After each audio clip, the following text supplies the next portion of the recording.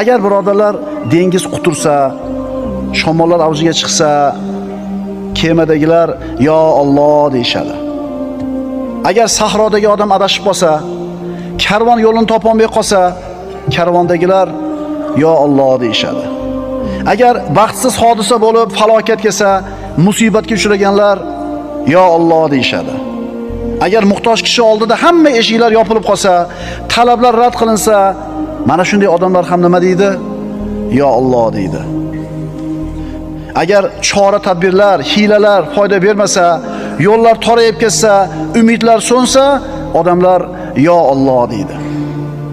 Agar shu dunyo shuncha keng bo'lib turib, ko'zingga tor bo'lib qolgan bo'lsa, birodar, nafsing bu mashaqqatlarni ko'tarishlikka ojiz qolayotgan bo'lsa, sen ham yo Alloh deb ko'rchi. Yurakdan yo Alloh dechi.